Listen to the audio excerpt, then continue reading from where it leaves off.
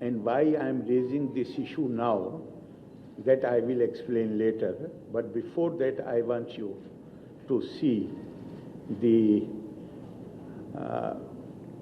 video clips which have not been made by me or the Raj Bhavan, which have come the sources, the government, PRD, and different media agencies. They have come from there. So I think I should not block the view. I will go that side. It's okay? Okay. Then please start. First, I would like you to view. Just a moment, and see. Before you see it, I would like to read you out.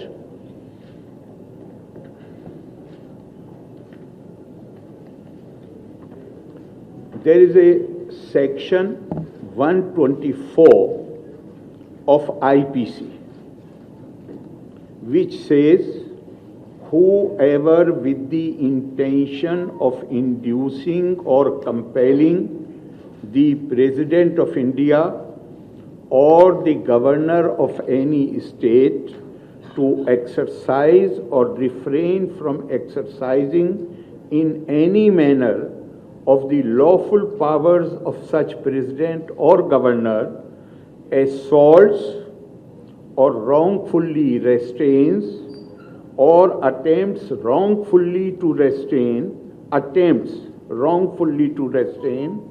or overawes by means of criminal force or show of criminal force, or attempts to overawe the president or governor, shall be punished with imprisonment of either description for a term which may extend to 7 years, and shall also be liable to fine.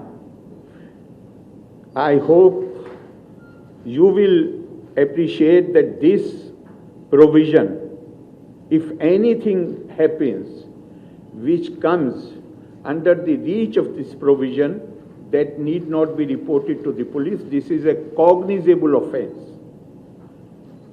Action is not to be taken when it will be reported to the police. Whatever happened at Kannur happened in the presence of more than 100 police personnel.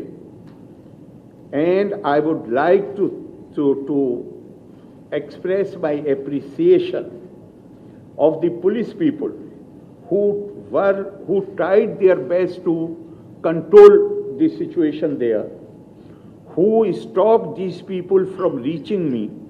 But in the same video you will see a senior functionary, political functionary, who now works in the office of the Chief Minister.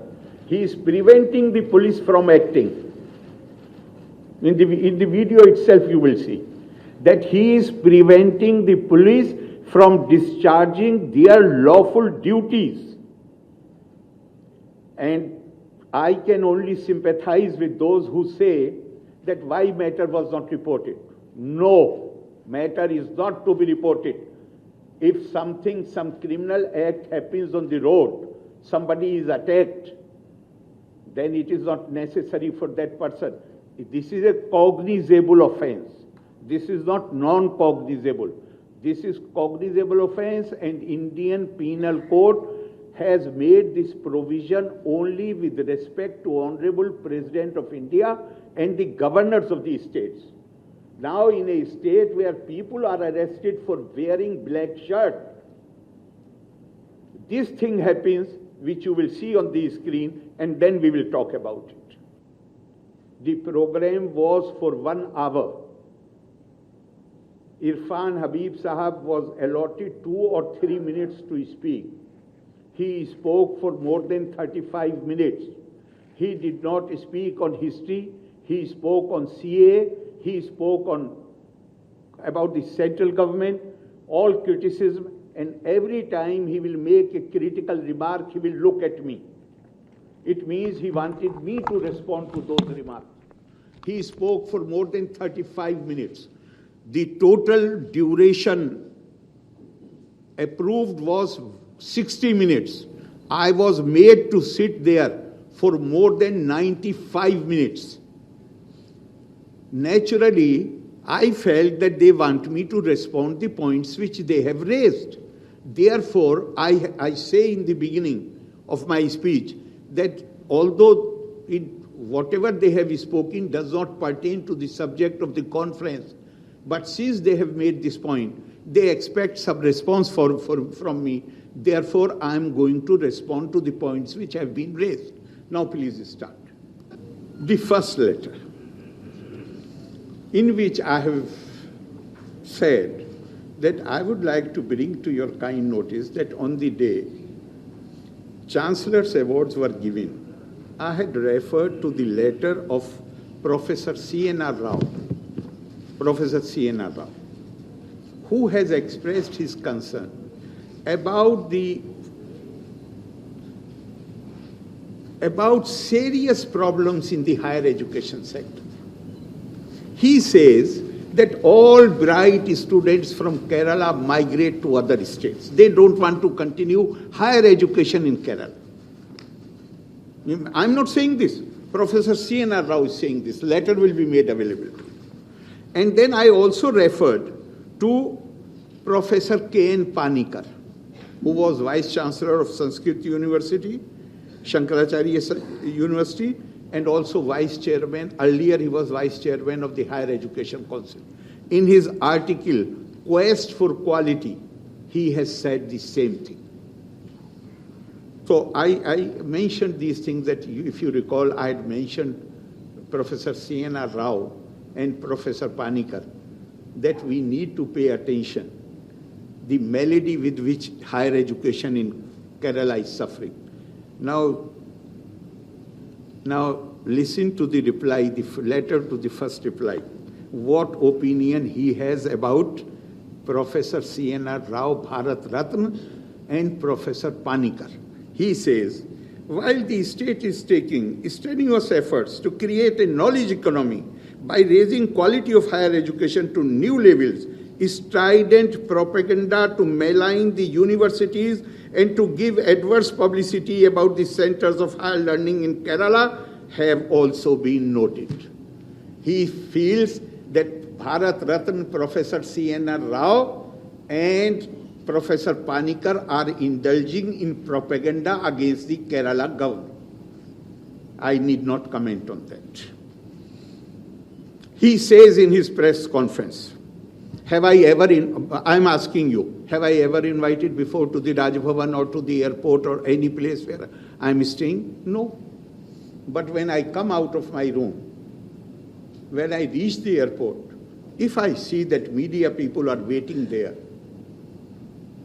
I considered it necessary on my part that if they have from the city, they have gone to the airport. Outside Cochin guest house, they are waiting for more than an hour. I should stay there for 5 minutes and respond to their queries. He says in his press conference, any being places mic before him and he starts speaking. Are you any being? Or you are one of the important pillars of the state?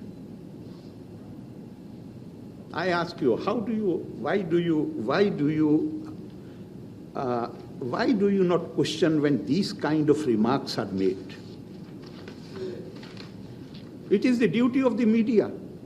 If you will allow to be treated in this manner, then many more people, they will. Why? I'm not fighting any personal battle. I'm not going to be here in this Raj Bhavan forever. After some time, I will go. But the man who comes after me, he will have this question about me, that I compromise the dignity of the Raj Bhavan. You have a duty for your future generations also. The words which he has used are, any being places mic before him. Is it okay? Are you just any being? Should I stop stopping when I see you? Waiting for quite some time? I think this is a courtesy which must be extended to our media people.